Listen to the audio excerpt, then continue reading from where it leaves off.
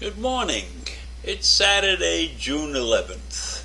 The other night I was watching the January 6th committee testimonies on my laptop. The reason I was watching on the laptop was because I was taping the Yankee games and the Ranger game on my TV. So I couldn't watch the committee presentation on my television at that point. But I found it on the laptop and it was very easy to watch. And I have to tell you that I wasn't really impressed with the committee's presentation. While I thought they would have a lot more new information, most of it was just an offshoot of stuff we had seen. The one compelling thing was the testimony of the young policewoman who was knocked down, knocked out, injured in the beginnings of the riot, when she was standing behind the bicycle barricades. These were bicycle racks that were set up to keep the crowd back, but they really weren't substantial, and she was holding on to two separate parts, and the crowd just ran her over and knocked her down. But when she gave her testimony about the horrors that she was facing, it was quite compelling. So that was very good. That portion of it was very good. But I don't think that this presentation to the public was powerful enough. And I don't know why I feel that way. Well, I do know why I feel that way. I feel that way because Benny Thompson took a long time to get through the introductions and talked about a lot of things. And Liz Cheney did a lot of talking also. And I would have been happier if they had shown more testimony. And the footage that they show was just repetitions of stuff we've seen before. Yes, there were parts of it that we never saw before, but I don't think that made a big difference in the minds of people. And I don't know that this presentation was powerful enough to change the minds of those people who still believe that there was fraud. And that's something that we are going to have to overcome. That is going to hang over this country for a long time. But they did make some good points, and one of the great points was the fact that the president was asked by the vice president to stop the mob, but he didn't. But Vice President Pence got on the telephone and called the National Guard himself. Now, I don't ever remember a vice president doing that. In my mind, that took a lot of balls by Vice President Pence to do that over the silent objections of the president. You know, since when did a vice president ever defy the president of the United States? Never before happened, right? So Pence stands out in my mind as a kind of stand-up guy.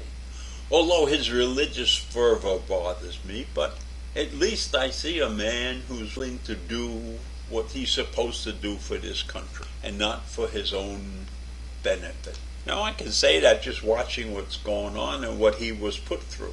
Don't forget that during this insurrection, when the crowd said, hang Pence, the president was in favor of what the crowd was saying. So I didn't learn enough new stuff in this presentation to change my mind, and I don't think it gave enough to change the minds of those who are vehemently in favor of the former president.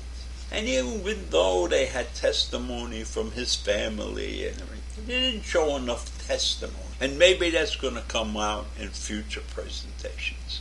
And I think what's important in future presentations is let's talk from the committee members, right?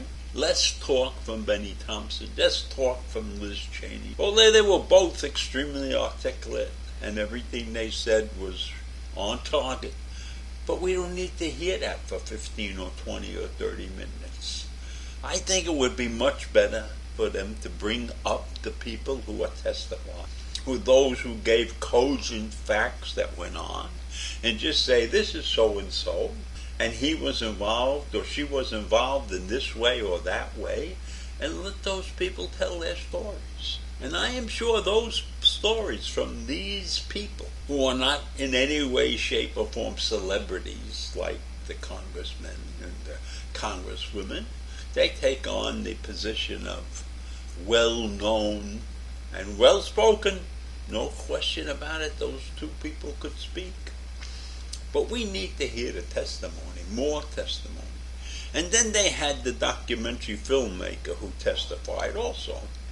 And he explained how he got the footage that was shown in the show, how he got it and how he followed the protesters around and even was walking with them and taking films of what was going on. And many of the protesters thought it was great because they were going to be celebrities when this documentary was released. I don't know if they're so happy about that now. So I'm looking forward to the next wave of committee testimonies and shows, right? And they're going to be, I think there's going to be 5 of them altogether. I don't know if I'll look at all 5 if they continue to be much of the same, but I would like to hear more testimony from the average run-of-the-mill person that was there. People who could explain to the naysayers how terrifying that incident was, you know. I mean, 5 people died in that event, so we have to show much more. I mean, we've seen them break that window 1,000 times already. So that's my feeling on what happened the other night. And I was greatly disappointed in the Rangers falling apart at the end of the game. It seems like against the Lightning, they can't hang on to a lead. So they're going back to Tampa, and they'll try to win the 6th game, and that will be tough. But for you Ranger fans out there, I wish you a lot of luck, and I hope that they succeed. The Yankees played great, overcoming a 7-3 lead and winning the game. So in any event, that's my story about what I did the other night, and I'll try to keep you up to date on a lot of other things. Bye.